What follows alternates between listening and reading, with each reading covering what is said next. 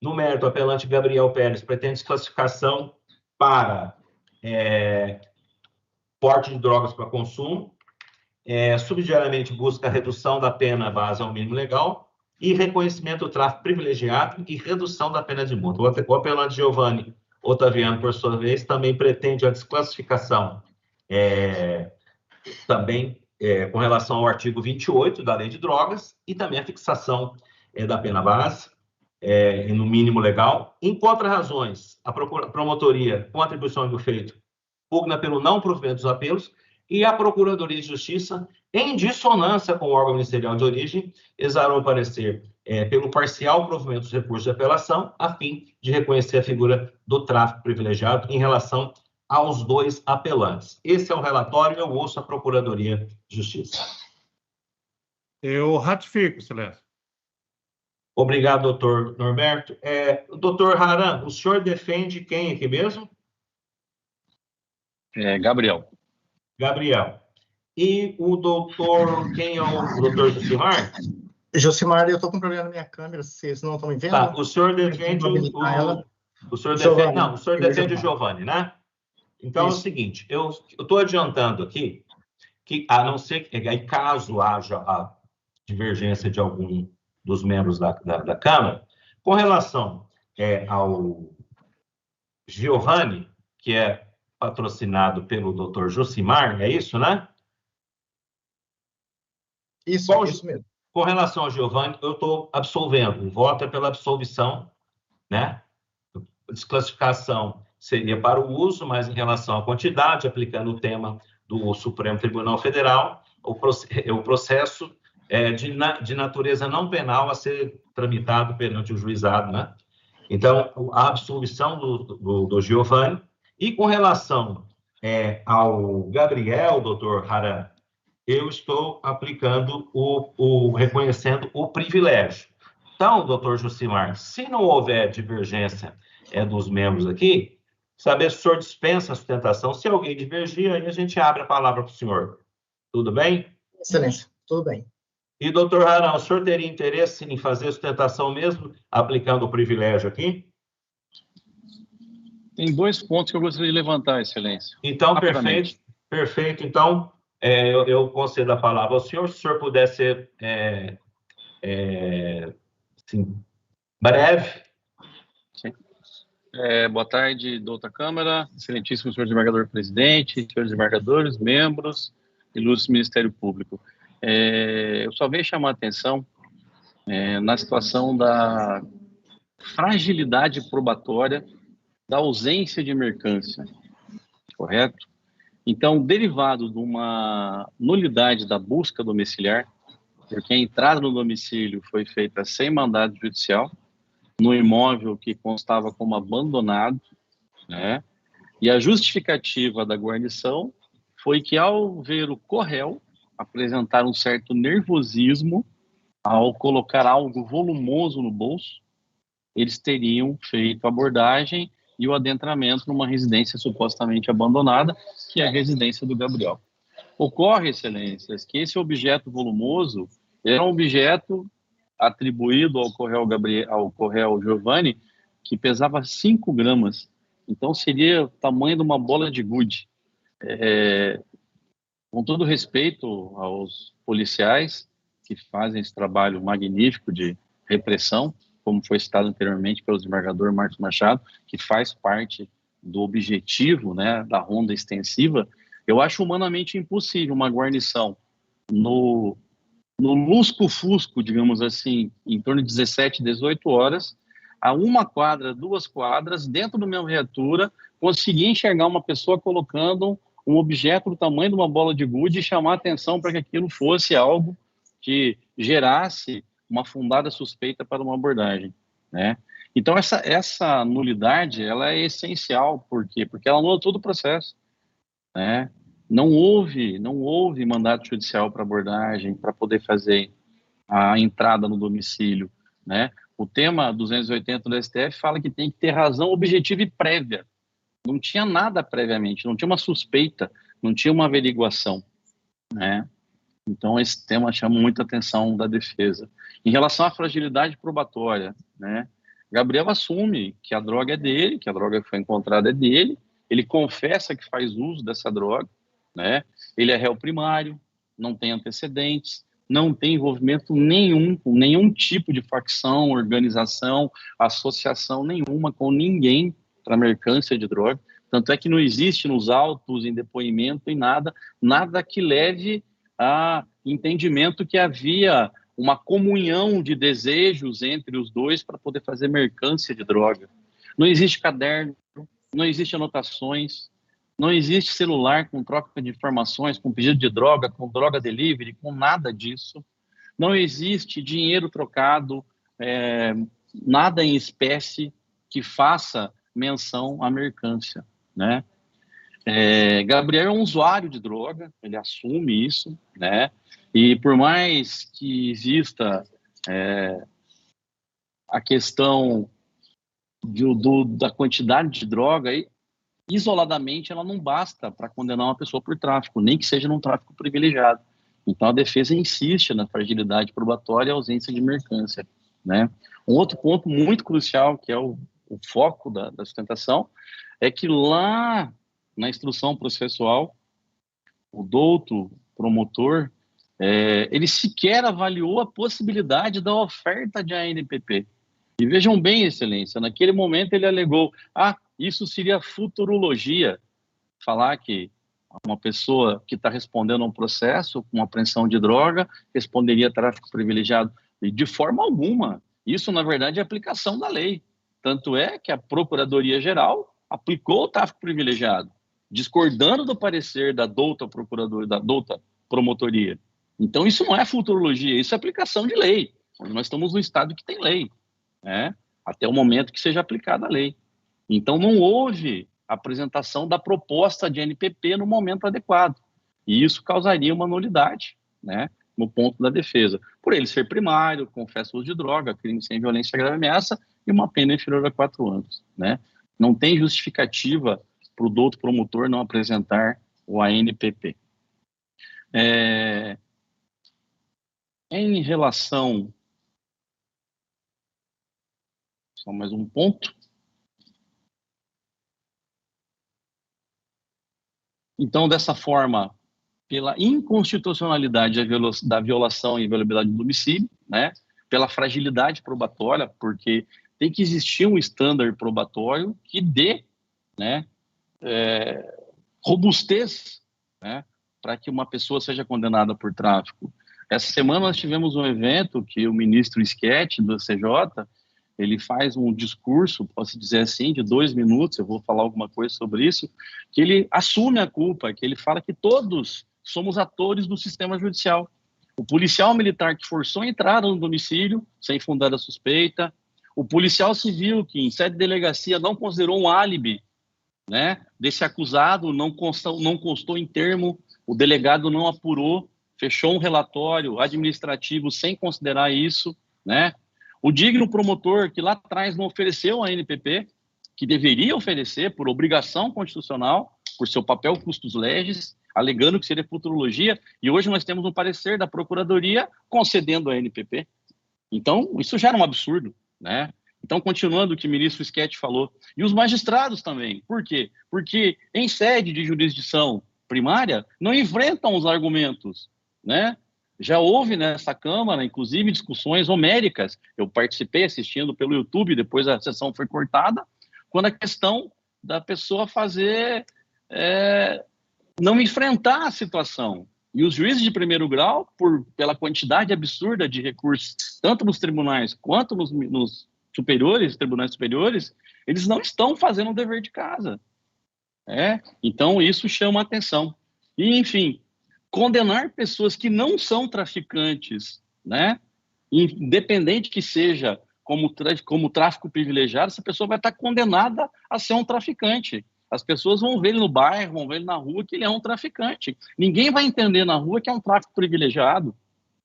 E isso está fazendo o quê? Está alimentando o sistema que domina o sistema penitenciário mato-grossense do Brasil e do mundo, e essas situações horrendas que acontecem. Jovens entram lá e vendem a alma, vendem a vida para continuar presos. Por quê? Porque o Estado não fornece itens básicos, Existe essa discussão no Mato Grosso em relação a mercadinho, não mercadinho, e tudo isso causa esse caos.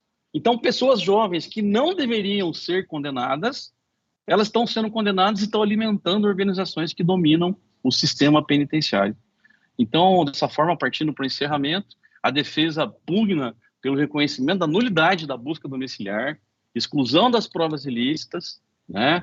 Essa questão do reconhecimento da nulidade pela omissão do ANPP, né? E pugna no mérito pela absolvição de Gabriel, né? E até, como o doutor relator comentou, né, já seu voto em relação ao Corréu para que seja absolvido igualmente, né? E subsidiariamente que seja desclassificado para o porte de uso, né? E em caso da minorante do tráfico privilegiado, caso nenhum desses argumentos que foram elencados pela defesa exaustivamente sejam aceitos, que a pena do tráfico privilegiado seja aplicada no grau máximo, né, em sua situação. Agradeço pela atenção e é assim que a defesa se manifesta. Obrigado, doutor Haram. Bom, eu indago aos eminentes pares se há alguma divergência, já que compartilhei o voto, com relação à absolvição do Giovanni, que ele estava portando 5,5 gramas de maconha, né, que foi o responsável por dar aso à abertura dessas diligências policiais lá, que adentraram a residência e encontraram praticamente 3 quilos de maconha e mais ou menos 15 comprimidos de MDA, balança, invólucro. Há alguma divergência com relação à absolvição? Porque senão eu teria que facultar a palavra ao doutor Jucimar. Então, tá. Obrigado. Desembargador Marcos, tudo ok para o senhor? Também. O doutor Arama trabalha aqui em Cuiabá? Trabalho em Cuiabá, desembargador. Vou ajudar o desembargador Orlando aí, hein? No GMF. Você tem falado aí importante. Doutor, com respeito, né? Realmente é um sistema, né, que quem conhece realmente o sistema... E a gente está preocupado com isso. E nós precisamos de gente que entra lá no presídio, porque a defensoria não faz, né, aquilo que precisava ser feito e trazer esses elementos para nós. Aliás, para ele, que é o nosso comandante, né, nesse grupo. E a gente aqui não quer errar, não. É importante. Sim. Não vou dizer que eu estou concordando com a sua defesa em cima do fato, mas as premissas que o senhor traz aqui são relevantíssimas para a reflexão. Parabéns. Agradeço.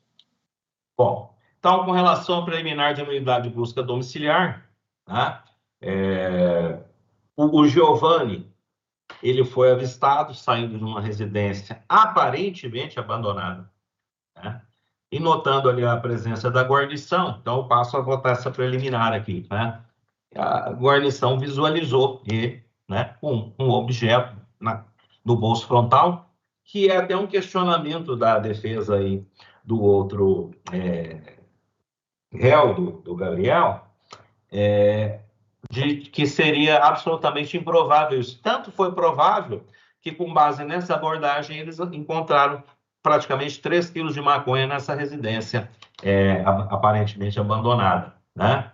E foi por isso que eles adentraram o interior do imóvel e lograram êxito, né, nessa apreensão. E fizeram, por óbvio, essa busca pessoal. Antes, localizaram no bolso do Giovanni essa substância análoga à maconha, uma pequena quantidade, né? Mas quando percebeu a aproximação dos policiais militares, o Gabriel, ele tentou se evadir do local, pulando um muro, né? Subiu no telhado do imóvel vizinho e veio até a cair quando ele foi contido pelos agentes, né? Então, a apreensão aí são 3 tabletes de 16 porções fracionadas, substância análoga à maconha, também um pote de vidro contendo essa mesma substância, 15 comprimidos de êxtase e MDA, 3 balanços de precisão, 2 rolos de filme, né, comumente utilizado para embalar entorpecente, 3 aparelhos celulares, né, e algumas pequenas quantias em dinheiro, R$100 em poder de Giovanni, 50% em poder do Gabriel. Então, no caso aqui em apreço, o que eu pude constatar, segundo a ótica dessa relatoria, é que a atuação dos policiais militares ela não se deu de forma arbitrária, desprovida de justa causa, Pelo contrário, ela foi precedida de circunstâncias objetivas e concretas que revelavam fundadas suspeitas, né, de uma prática delitiva em curso, que são aptas a legitimar o ingresso no domicílio, né? Eu trago algumas decisões, tanto do Superior Tribunal de Justiça, como da própria Câmara, relatoria do eminente desembargador Orlando. Então, por entender que a atuação policial aqui em caso revestiu-se de legalidade e proporcionalidade, uma situação concreta em que se evidenciava ali a prática de crime em curso, né? Eu tenho aqui como um ingresso, tanto a busca pessoal como um ingresso domiciliar, né? Absolutamente em consonância com o ordenamento jurídico. Então, eu estou rejeitando essa preliminar, como eu voto. Eu colho o voto do eminente desembargador Orlando. De acordo, presidente. Desembargador Marcos. Igualmente. E com relação à preliminar de quebra de cadeia de custódia, também foi alegado que, assim, quebra da cadeia de custódia, mas assim, sem demonstrar de que forma o iter probatório ali teria sido corrompido, né? Essa quebra da cadeia de custódia das substâncias entorpecentes, ela não merece prosperar, porque, assim, ausente qualquer elemento concreto que possa apontar um vício na colheita, na conservação ou nesse respectivo tratamento da prova, né? Então, constatado aqui nos autos, as substâncias foram regularmente apreendidas, submetidas à análise pericial por órgão técnico oficial, corretamente custodiadas até a apresentação do laudo, não há que se cogitar de desconstituição da prova, e também, com base nisso, reconhecendo a validade das provas técnicas produzidas nos autos, eu também estou rejeitando essa preliminar, como eu voto. Desembargador Orlando. Acordo, presidente. Desembargador Marcos. Igualmente. E no mérito, né, ambas defesas sustentam a desclassificação das condutas de tráfico para o porte, né? Ali do artigo 28, sob o argumento de que as substâncias apreendidas se destinavam para uso próprio, né? O depoimento dos policiais militares Tiago Barbosa e Adriano Borges, e prestado sob o crivo do contraditório e da ampla defesa, segundo eles, o apelante Giovanni foi surpreendido saindo da residência com uma porção de entorpecente. E o Gabriel, como já dito, tentou evadir-se pelos telhados, sendo apreendido, né? O responsável pela equipe, a testemunha Adriano Borges de Holanda, ele relatou que a mãe do Gabriel, né, compareceu ao local e solicitou aos policiais que levassem seu filho, alegando não suportar mais a situação vivenciada. E esse mesmo depoente aí acrescentou que, assim, ainda que aparentemente a dinâmica consistia em um dos acusados permanecer no imóvel para guardar a droga, enquanto o outro se encarregava da entrega, tá? E mencionou também que no interior de um veículo estacionado nas proximidades da residência foram localizadas bolsas térmicas do iFood, possivelmente utilizadas para transporte dos entorpecentes. Então, assim, especificamente no que diz respeito à conduta de Giovanni, eu constato aqui que não há elementos suficientes para demonstrar com certeza exigida por um decreto condenatório que esse colaborasse de forma efetiva com a traficância ali desempenhada por Gabriel. A única substância, como eu já disse, encontrada em sua posse, consistia em um pedaço de maconha de 5,52 gramas, que foi apreendido durante a abordagem, quando ele saiu da residência do Gabriel, né? Então, assim, ainda que a sentença tenha considerado que o Giovanni teria admitido aos policiais que sairia para fazer uma entrega, essa afirmação isolada, dissociada de qualquer corroboração objetiva nos autos, ela não é suficiente para um juízo condenatório por tráfico de drogas. Pelo contrário, né, o próprio Corréu Gabriel, ele assumiu em juízo a propriedade integral dos entorpecentes, e aí já é a tese defensiva aqui sustentada, né, na presente sessão, que ele sustentou a propriedade integral dos entorpecentes, 3 quilos de maconha, mais os hexas, e inclusive reforçando assim, a narrativa do Giovanni, que ele estaria, então, o Giovanni apenas como um usuário eventual. E por essa razão, no âmbito da responsabilidade penal do Giovanni, eu voto pela absolvição dele, aplicando, né, o atual tema do Supremo Tribunal Federal, o tema de repercussão geral número 506, né, e caso haja remetendo os autos para a instalação de procedimento não penal, do artigo 28, inciso 1 e 3 da Lei 11.343. Então, eu estou votando pela absolvição dele, desclassificando para uso e absolvendo.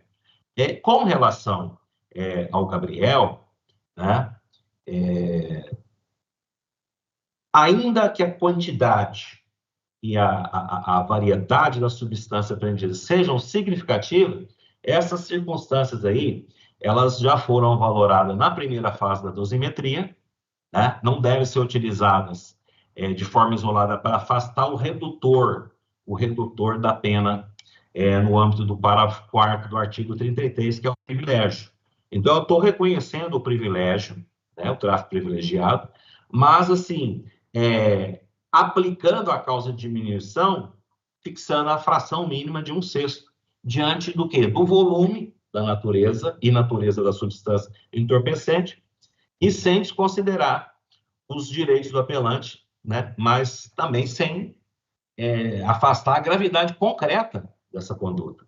Então, eu faço o cálculo dosimétrico para chegar a uma pena definitiva para ele em 4 anos e 2 meses de reclusão, e aí, por óbvio, inviabilizado, e aí, por isso que talvez o membro do Ministério Público na origem não estivesse agindo tão assim absurdamente, né? Porque futurologia tem limite. Então, fixando a pena em 4 anos e 2 meses, o que impediria o ANPP. Então, eu estou, assim, conhecendo a pretensão de reexame, mas no mérito, recursos de apelação parcialmente providos, em parcial consonância com a Procuradoria para absolver o apelante Giovanni, conforme o artigo 386, inciso 3 do CPP, porque o fato não constitui infração penal, determinando o retorno dos autos à origem para verificação da possibilidade de aplicação das infrações administrativas do artigo 28, 1 e 3 da Lei de Drogas, em procedimento de natureza não penal, conforme tema, né? E reconhecer a figura do tráfico privilegiado, redimensionando a pena do Gabriel para 4 anos e 2 meses, 417 dias multa, em regime semiaberto, mantendo os demais termos da sentença inalterados. É como eu voto, e eu colho o voto revisor do eminente desembargador Orlando de Almeida Perry. De acordo, presidente. Desembargador Marcos Machado. Bom, então eu proclamo o resultado. A Câmara, à unanimidade, recursos de apelação parcialmente providos em parcial consonância com o parecer ministerial. Obrigado, doutor Haram.